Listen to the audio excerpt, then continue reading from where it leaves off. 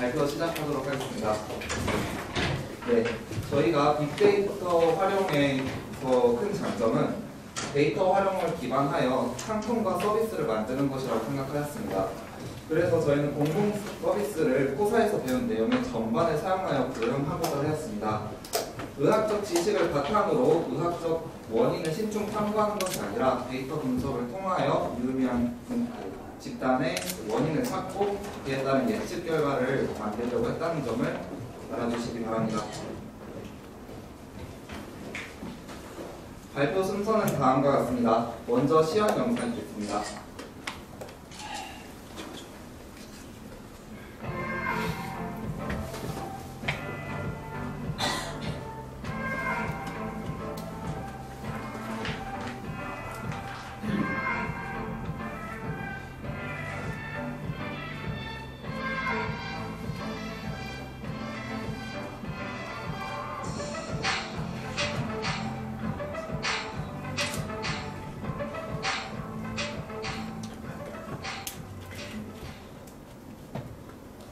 네, 저희는 동영상과 같이 섭취 식품 및 건강 설문에 따라서 고혈압에 관련한 질병을 예측하는 웹 서비스를 만들었습니다. 장고 내에서 프로토타입으로 만들었기 때문에 활용을 지금 구글 설문과 연동이 되어서 다음과 같은 결과가 나올 수 있습니다. 그 질병 예측에 관련하여서 예측됐다 안 됐다만 끝나는 게 아니라 어떻게 하면 좋을지까지 생각하여 가이드라인까지 넣어주었습니다. 네, 저희 프로젝트는 코사에서 배운 내용 전부를 사용하기로 목적을 갖고 있었기 때문에 데이터 크롤링, DB 구축, SQL 처리, 머신러닝, 딥러닝, 질환 예측, 웹 구현까지 모두 다 활용하고자 하였습니다. 해야 할 내용들이 많기 때문에 다음과 같은 워크플로우를 개선을 하였고요. 그 해야 할 일들을 세부적으로 분류를 하여 다음과 같은 WBS를 통하여 작업을 거쳤습니다. 저희가 프로젝트의 주제를 선정하는 배경은 다음과 같습니다. 여러분 삼성 헬스 아시나요? 삼성 헬스에는 이제 저희 부모님들이 자주 사용하시는 만보 기능 외에도 무엇을 먹었는지 입력을 하면 어떤 영양소를 먹었는지에 대해 계산을 해주는 기능이 있는데요.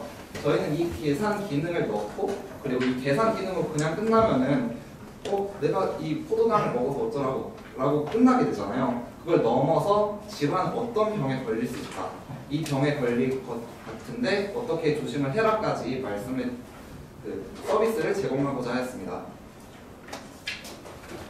저희 프로젝트의 세부 목표는 우선 저희가 모든 질환을 다 하기에는 어렵다는 생각을 해서 고혈압에 먼저 중점을 두었는데요.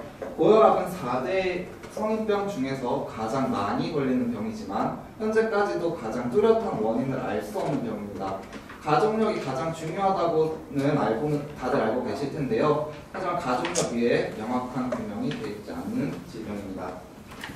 그리고 또한 저희가 성능 기준은 먼저 0.9로 시작을 하였습니다. 저희 프로젝트 진행 흐름입니다. 말씀하신 바와 같이 프로젝트 주제 선정 후에 데이터 수집 과정을 거쳤는데요. 데이터 수집 과정에서는 공공 데이터를 사스 데이터로 가져오고 수집 및 정제를 하는 작업과 웹크롤링이 필요한 부분에 있어서는 질병안전나라에서 웹크롤링을 하는 작업을 거쳤고요. 그리고 데이터 분석에서 가장 중요한 EDA 과정에서는 충분한 탐색을 통해 데이터의 의미를 파악하고 질환에 걸린 사람들은 어떤 특성을 갖고 있을지 분석하였습니다. 분석된 데이터를 바탕으로 데이터 전처리 작업을 가졌고 파생변수 탐색과 추가 과정을 거쳤습니다. 저희 모델 생성 부분에서는 머신러닝과 딥러닝을 모두 사용하였는데요. 모델 생성에서 그친다면은 이전에 사용했던 데이터를 그대로 안고 가는 점이 있기 때문에 파생변수 탐색과 데이터 전처리 작업을 재확인하면서 순환하는 과정을 통해 여러 모델을 만들었고 또한 파라미터를 최적화하는 과정을 통해 최적의 모델을 생성하였습니다. 생성된 모델은 장고 내에서 프로토타입으로 만들었다고 말씀드렸는데요. 장고에서 MTV의 기본 개념을 바탕으로 프로토타입을 만들었습니다. 또한 사용자가 데이터를 입력하면 자동으로 저장이 되어야겠죠. 그래서 저희는 DB를 구축하였고요. 활용된 DB는 마리아DB입니다. 저희 프로젝트 개발 환경입니다. 보시는 바와 같이 하드웨어 서버 데이터베이스 같은 환경을 적어놨고요. 사용 언어는 SQL, 파이썬, CSS 부분 등이 있습니다. 분석 라이브러리 같은 경우에는 모델 생성이 많이 있었기 때문에 사용된 모델에 대해서 아이콘과 함께 정리해 두었습니다. 저희가 주로 사용된 방법은 데이터 분석 방법 중에서 요즘 화두되고 있는 셈마인데요. 셈마 방법론은 여러분들 잘 아실 거라는 생각하에 셈마에 맞춰 저희 PPT 발표를 시작하도록 하겠습니다. 먼저 S입니다. 샘플링인데요. 샘플링은 데이터를 준비하는 과정으로 저희가 주로 데이터는 공공 데이터에서 추출 및 정제를 하여 구글과 로컬 서버에 인지 저장을 거쳤습니다. 또한 추출과 정제하는 작업을 거쳐서 로컬 서버에 남겨둘 데이터는 로컬 서버에 남겨두고 마리아DB에 들어갈 데이터는 마리아DB에 테이블로 따로 저장을 해두었습니다. 주로 사용된 데이터는 질병관리본부의 국민건강영양조사 원시 데이터인데요. 패널들의 건강 설문과 식품 섭취 빈도 등에 대한 데이터가 있었고 그들이 걸린 질병들에 관한 데이터가 함축되어 있었습니다. 또한 사스 파일이었기 때문에 저희가 사스 파일은 또 유료 프로그램이라서 다운받기가 좀 애매했는데요. 주피터 노트북 내에서 유료 프로그램인 사스를 다운받지 않고도 사스 파일을 변형할 수 있는 방법을 찾아 데이터를 데이터 프레임화 시켰다는 점이 특징이었습니다. 또한 결집치를 처리하는 부분에 있어서 저희의 주관이 많이 개입되면 안 된다는 점이 있었기 때문에 국민건강보험 데이터에서 몇 가지 데이터를 더 추출을 하여서 질병관리본부 데이터에 결집치를 내어주는 작업을 하였습니다. 그리고 식품안전나라와 보건복지부의 데이터는 제가 말씀드렸던 삼성 헬스에 있는 섭취 영양소를 구현하기 위해서 따로 추출하였습니다. 저희가 사용한 코드는 다음과 같은데요. 코드는 저희가 여기 PPT 장표 있잖아요. 거기를 활용해 주시면 좋을 것 같습니다. 네, 저희가 총 8만 개의 로우와 300개 이상의 컬럼을 수집을 하였는데요. 그 데이터셋 한 셋과 추가 데이터 3개의 세트를 저희가 확보를 하였는데 발의 당시부터 저희는 사용자에게 간편하게 얻을 수 있는 데이터만 활용해야 된다고 생각을 하였습니다. 건강검진을 통해서 얻을 수 있는 데이터를 모두 사용하게 된다면 피검사와 같은 데이터를 사용할 수 있는데요. 저희가 설문지를 통해서 데이터를 받아야 되는데 피검사로 얻어야 되는 데이터를 얻는다. 그러면은 저희가 활용을 할 수가 없겠죠. 그래서 그런 데이터들은 사전에 미리 제거를 해왔고요. 그리고 모델로 활용하기 어려운 변수는 먼저 하나씩 찾아보면서 제거를 하였습니다. 찾아보면서 제거하는 과정에서는 논문들과 같은 데이터를 사용하였고요. 아산병원 홈페이지를 많이 참조하였습니다. 그 다음 이 익스플로레이션입니다. 탐색 과정인데요. 저희는 데이터 탐색을 EDA를 통해서 탐색을 먼저 해보았습니다.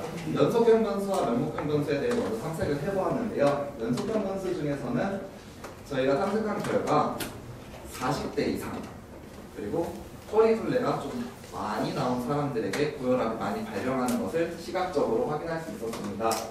또한 면목형 변수로는 직업에 따라서 그리고 근로 시간에 따라서 또 졸업 여부에 따라서 그리고 교육 여부에 따라서 이제 교육 수준에 따라서 고혈압의 비율이 차이가 있다는 것을 확인할 수 있었습니다.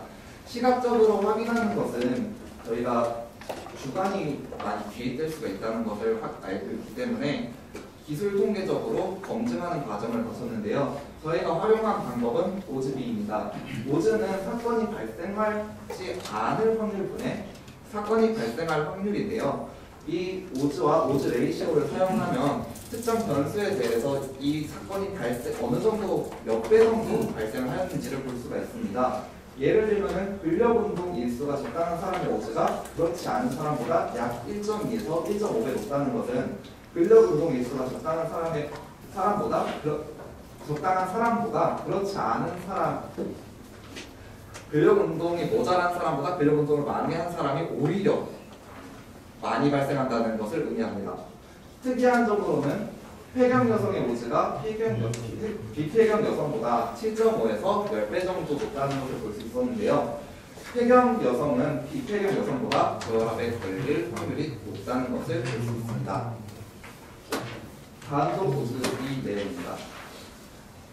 OGB 이외에도 저희는 종속 변수와 독립 변수와 간의 상관관계를 검증을 하였는데요. 사용된 검증 방법으로는 연속형 변수와 명목형 변수를 따로 나누어 등분상 검정, T검정을 하였고요. T검정은 0.05 유의 수준 내에서 검증을 하였습니다. 또한 명목형 변수 같은 경우에는 카이스퀘어 검증을 통해서 알아봤는데요. 이 또한 유의 확률 0.05 내에서 검증을 하였고 유의미한 변수를 추출해내는 작업을 미리 가졌습니다. 이때 특히 활용된 함수는 피벗 테이블입니다. 저희가 추출된 변수들을 무작정 쓰기보다는 그 데이터에 대한 상관관계를 먼저 확인을 했어야 되는데요. 상관관계 확인을 위해서 회귀식을 생성하여 VIF 개수를 먼저 확인을 하였습니다. VIF는 저희 기준치 15를 기준으로 가장 회귀식을 만들면서 가장 높은 변수만을 반복하여 제거하는 작업을 거쳤습니다. 제거를 하고 나니 저희가 중요하게 생각했던 허리둘레와 같은 변수가 사라졌는데요. 그로 인해서 저희가 중요하게 생각했는데 사라졌으므로 이건 좀 안 좋을 것 같다라는 생각을 하게 되었어요. 그래서 VIF 말고도 독립변수 간의 상관성으로 인한 다중공통성을 배제할 수 있는 PCA 방법을 사용하게 되었습니다. PCA 방법은 다음과 같습니다. 먼저 영양소 관련 변수 간 높은 양의 상관관계를 갖고 있는 연속형 변수들을 찾았습니다. 연속형 변수들의 먼저 스케일링을 해주고 PCA를 통해 다른 차원으로 변환을 해줍니다. 그리고 변환을 해준 차원에 대해서 총 분산을 90% 이상 파괴하고 있는 주성분까지만 잘라서 사용을 하였습니다. 저희 같은 경우에는 주성분을 3으로 사용하였습니다. 관련된 수식이 필요하실 것 같아서 추가한 페이지입니다. 모디피케이션입니다. 지금 보이시는 그 검은색은 데이터고 흰색은 결집치를 의미하는데요. 저희가 19세 미만 응답자는 성인병에 대해서 예측을 하는 거에 맞지 않다라는 생각을 하여서 제거를 하였고, 남성과 여성에 따라서 폐경, 예를 들어 폐경 같은 경우에는 남성에겐 데이터가 없겠죠. 그런 데이터들을 남성이라는 응답자로 채워주면서 결집치를 끔찍하게 제거를 한 결과 다음과 같은 컴플리트 데이터셋이 완성되었습니다. 활용된 데이터에서 연도별로 데이터 전처리를 해보았는데, 지금 카로틴에 대한 영양소 섭취 분포를 보면 연도별로 지금 그래프가 조금 뭉쳐있는 걸 볼 수 있습니다. 2010년부터 2011년도까지는 데이터가 상이한데 2012년도부터 2016년도까지는 비슷하게 또 상이하죠. 이것은 연도별로 이제 2012년에서 2012년으로 넘어갈 때 데이터의 변곡점이 발생한다는 것인데, 변곡점은 데이터의 중심점을 흐리기 때문에 변곡점이고 2012년부터 2017년 동안에 데이터를 사용하게 되었습니다. 데이터 전처리 과정에서는 일괄적으로 데이터 처리를 하는 것보다는 각각의 변수들의 중요성을 알아보자는 생각으로 300개가 넘는 데이터를 일일이 확인하는 과정을 거쳤습니다. 또한 파생 변수를 생성하였는데요. 가장 특이했던 파생 변수를 적어보았습니다. 가장 특이했던 파생 변수는 페리스 베네딕트 공식에 따른 기초 대사량이었는데요. 기초 대사량 변수는 다음과 같이 국민건강보험 데이터에서 가져와서 각각 분집에 맞는 기초 대사량을 적어주었습니다. 그랬더니 리콜값이 조금 올라가는 경험을 하였습니다. 전처리 관련 함수입니다. 다음은 모델링 과정인데요.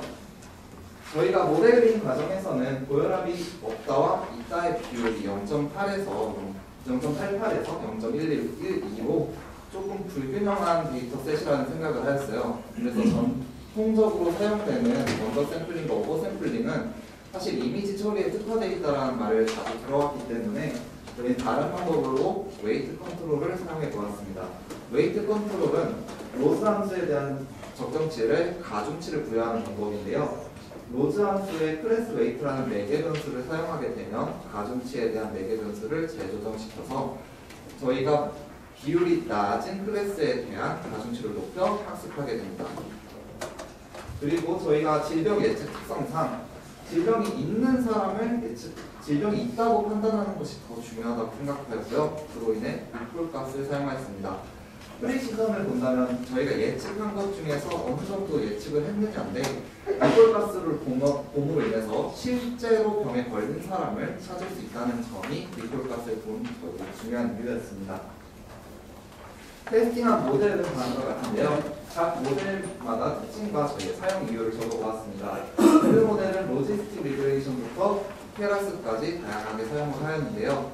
전통적으로 로지스틱 리그레이션이 이진 분류에서 사용되어 왔고, 또한 킬포스트 같은 경우에는 이번에 케글 IE에서 제일 많이 사용된 분류 모델인데요. 영목형 변수를 원하는 코딩 선언 없이 선언만으로 영목형 변수라는 그 매개 변수를 추가함으로써 바로 사용을 할 수 있는 편리성이 있습니다. 또한 케라스 같은 경우에는 텐서플로우를 바로 사용하는 것보다 사용자 친화적인 구조를 갖고 있죠. 이 구조를 통해서 저희가 머신러닝과 딥러닝을 사용하였습니다. 머신러닝의 경우 보팅이라는 기능이 있는데요. 각각의 좋은 모델들을 하나씩만 사용하기에는 좀 아쉽잖아요. 그래서 예를 들어 XGBoost에 어떤 파라미터가 좋았다, LGBM에 어떤 파라미터가 좋았다라는 걸 생각하여서 각각 모델을 생성하고 보팅을 통해서 이 모델들을 융합시키는 앙상블 모델을 만들어 봤습니다. 피처 엔지니어인데요. 저희가 데이터가 이제 컬럼이 300개가 넘는다고 말씀드렸었는데 이 중에서 중요 변수를 뽑는 작업으로 셀렉트 K-베스트와 RFE 그리고 PCA를 거치는 것까지 포함하여서 총 8가지 정도의 8가지 정도의 변수 셋이 나오는데 그 중에 4가지 셋만 사용을 하였습니다. 셀렉트 K-베스트와 RFE를 활용하였고요. 그리고 이 셀렉트 K-베스트와 RFE를 합친 콤비네이션까지 데이터셋을 활용하였습니다. 하이퍼 파라미터 튜닝으로는 이제 저희가 그리드 서치 CV를 통해서 파라미터 튜닝을 했던 과정을 먼저 보여드리는 건데요. 셀렉트 K-베스트를 뽑은 모델과 셀렉트 K-베스트와 PCA를 붙인 모델을 보시면 리콜가스에서의 차이가 볼 수 있는데요. 셀렉트 K-베스트만 사용하고 리콜을 본다면 가장 좋은 파라미터를 사용하더라도 리콜가스 0.5에서 6대에 멈춰있는 것을 볼 수 있는데 여기 셀렉트 K-베스트와 PCA를 사용한 것을 보시면은 로지스틱 부분에서 프리시전이 0.41로 비슷함에도 불구하고 리콜가스 0.7까지 올라감을 볼 수 있습니다. 다음도 하이퍼 파라미터 튜닝입니다. 저희가 사용한 DNN 코드는 다음과 같은데요. DNN 히든 레이어층이 상당히 많이 있어서 가적합에 우려된다고 볼 수 있는데 저희는 이를 배치 노멀라이제이션과 드롭 아웃을 사용하여서 일반 모델과 비슷한 수준까지 올릴 수 있었습니다. 리콜 값도 상이하게 나왔습니다. 그리고 저희가 사용한 캡포스트 모델입니다.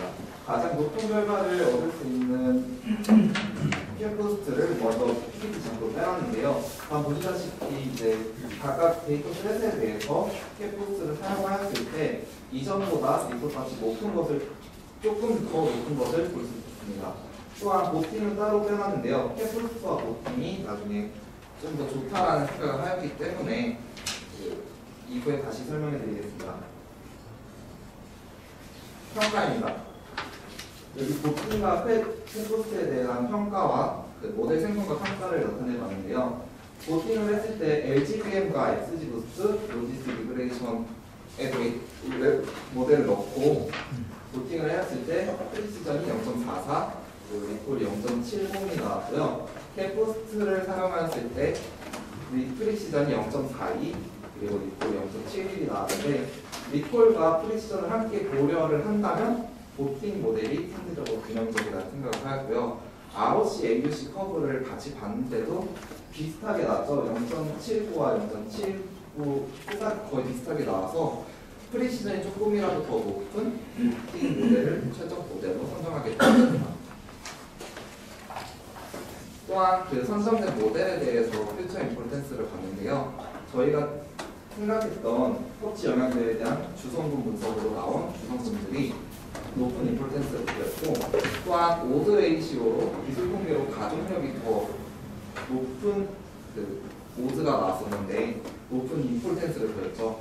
또한 연령과 신체적 특성, 그 VIM들을 사용했으면 사라졌을 법한 변수들이 여기서 가장 높은 임포텐스로 나왔습니다.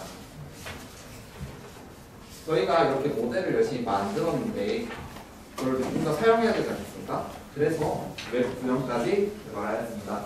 저희 웹 구현 플랫폼 아키텍처입니다.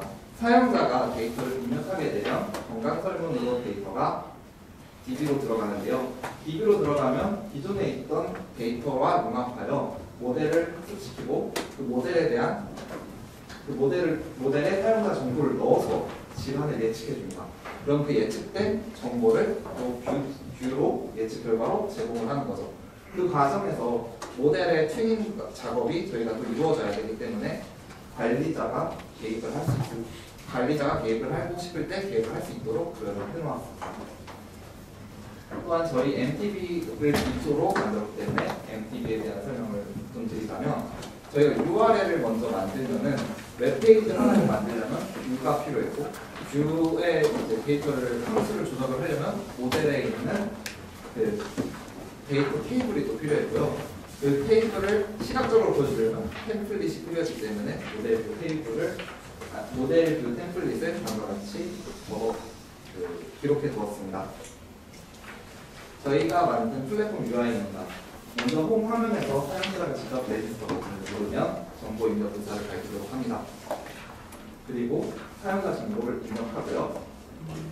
입력된 정보를 바탕으로 구글 삼성 헬스케어처럼 영양소에 대해서 정보를 주게 됩니다. 또한 건강설문을 원하시는 사람에 한해서 건강설문을 하게 되면 그 고혈압 예측 결과가 해당 또는 비해당으로 다음과 같이 결과가 나옵니다. 네, 마무리를 하자면 저희가 이 프로젝트를 하면서 2달 동안 여러 문제에 봉착을 하였지만 그 대다수의 문제는 해결을 했지만 2달 안에 해결할 수 없는 문제들은 다음과 같이 정리가 되어 있습니다. 낮은 예측력과 한정된 질환 같은 경우에는 의학적 분야의 특성상 복합적이고 전문적인 EDA가 어려움이 있었었는데요. 저희가 건강 설문으로만 받을 수 있는 데이터를 사용했기 때문에 그 정말 중요한 의학적으로 얘는 DNA상으로 걸릴 수밖에 없다라는 것보다는 예측이 걸린 고혈압에 걸린 사람들의 어떠한 특성을 갖고 있고 그 특성에 대한 설문으로 얻을 수 있는 데이터만 사용하기 때문에 이게 좀 어려움이 있었습니다. 그리고 자료의 불균형 같은 경우에는 클래스 웨이트 같은 걸로 해결을 했지만 결국에는 저희가 원하는 0.9까지 이렇게까지 올라가지 않았기 때문에 어려움이 있었던 것 같습니다. 저희 플랫폼의 기대 효과는 다음과 같습니다. 스스로 질환의 가능성을 파악할 수 있죠. 그리고 저희가 분석을 했고 당신은 고혈압에 걸릴 것 같아요 라고만 끝난 게 아니라 의사와 진단을 받아보셔야 될 것 같다라면서 전문 진료를 받을 수 있도록 유도를 할 수 있습니다. 또한 식습관 개선에 대한 효과가 있을 건데요. 저희가 먹은 음식을 바탕으로 영양소를 이렇게 제공을 해주기 때문에 그 영양소를 바탕으로 식습관의 개선에 도움이 될 수 있을 거라는 생각을 하였습니다. 네, 이로써 저희 발표를 마치도록 하겠습니다. 감사합니다.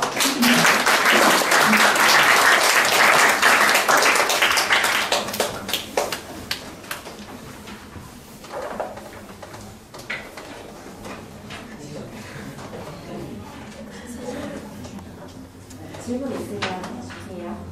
자유롭게 궁금하신 거 물어보시면 될 것 같습니다. 잘 몰라서 그러는데 고혈압이라는 게 발생하고 안 하고의 질환이에요. 그러니까 수치적으로 나타날 수 있는 게 아니라 고위험이라는 것도 있고 있을 수도 있고 그건 고혈압이 아니라는 기준이니까. 네, 고혈압의 경우에는 나이별로 고혈압에 대한 기준이 세계보건복지기구에 정의가 되어 있습니다. 근데 그러면 데이터 같은 경우에는 아까 보니까 나이 같은 칼로리 들어가 있었잖아요. 예, 몸무게나 수치나 이런 게 계속 변할 수도 있는 부분이고 아까 데이터를 계속 모델을 계속 쌓아서 간다고 하셨는데 그것 또한 바뀔 수 있는 수치가 아닌가? 고혈압에 걸렸다 안 걸렸다라는 것은 세계보건기구에 있는 기준을 따르는 거고요. 저희가 만약에 데이터를 받으면서 저희가 데이터 받을 실제로 키 몸무게를 받고요. 키 몸무게를 받은 걸 기준으로 그 사람에 대한 군집을 찾아냅니다. 그리고 그 군집에 대해서 그 사람이 고혈압에 걸렸는지 안 걸렸는지 여부를 판단할 수 있는데요. 저희가 이미 가지고 있던 데이터 상에서 고혈압에 걸렸다와 안 걸렸다라는 자료가 있기 때문에 사용할 수 있습니다. 오히려 고혈압이 위험군인데 예. 이제 고혈압 얻을 수도 있는 저희가 어크레시가 1.00이 아니기 때문에 예측에 대한 불확실성은 있을 수 있습니다. 제가 제일 궁금한 건 예. 고혈압 위험군이고 어느 선에서 끊어가지고 고혈압까지라고 판단을 하셨는지가 궁금해요. 고혈압이라는 것 자체가 나 고혈압 없어 그러다 갑자기 뇌에서 생기는 질환은 아닌 걸로 생각이 드는데 내가 고혈압 위험군인데 이 사람들도 함께 포함을 해가지고 고혈압이라고 판단하셨는지 새로 유입된 사용자의 정보를 사용하였는지에 대한 여부가 고혈압의 판단 고혈압의 판단 기준은 저희 파생변수를 통해서 만들어진 그 모델 내에서 돌아가는 기준에 대해서 이제 학습된 결과잖아요. 지도 학습을 통해서 학습된 결과로 저희가 판단 기준을 정합니다. 나중에 따로 지금 예, 질문 또 있을까요? 루틴에서 지금 캣이랑 루틴 클래시파이어를 했잖아요. 이제 루팅할 수 있는 거에 캣도 넣어서 분명히 루팅이 가능했을 건데 아직 해보시면 저희가 PPT에다가 가지고 계신 PPT에다가 적어드린 거는 이제 극히 일부고요. 저희가 만든 모델 같은 경우에는 아마 손가락으로 이심법으로 세도 아마 그래서 궁금한 거는 이제 해보셨다면 성과가 별로였는지. 예, 성과가 별로였습니다. 네, 손가락으로 이심법으로 세면 이게 1024승까지 할 수 있는데요. 저희는 그보다 더 많은 거라고 했습니다. 네. 타이거 파라미터 튜닝 부분에서 네. LGBM 파라미터 중에 이제 원리그스라는 파라미터인데 네. 그게 1을 넣으시는 분이거든요. 네. 그러면 에러가 빅타임이잖아요. 럼리브스가 1이요. 이세형 파라미터긴 한데 1보다 조금 커야 돼가지고 저 럼리브스는 1보다 큰데 마이너스 1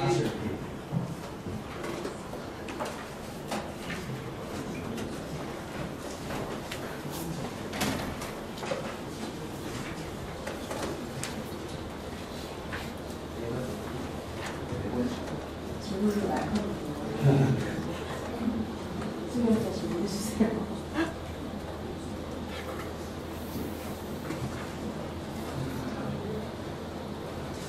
이거는 지금 보시면 민 데이터 인 리포트가 800이잖아요. 그리고 매트릭스까지 내려가잖아요. 내려가려면은 가지치기를 하면서 내려가니까 이렇게 하나씩 내려가긴 해야 되니까 무조건 2 이상이어야겠죠. PPT를 만들면서. LGBM은 확실히 그레디언트 루팅 결정나무 기반으로 된 거잖아요. 결정나무를 만들려면 데이터 노드가 하나씩 있으면 나무가 안 되겠죠. PPT를 만들 때 실수한 거습니다. 저희 가서 주피터 노트북으로 찾아봐야 알 수 있어요. 카톡방에 네, 알겠습니다. 네, 자료에 질문 있을까요? 저희 가사에 교육생님들도 궁금하신 점 자유롭게 물어보시면 될 것 같아요.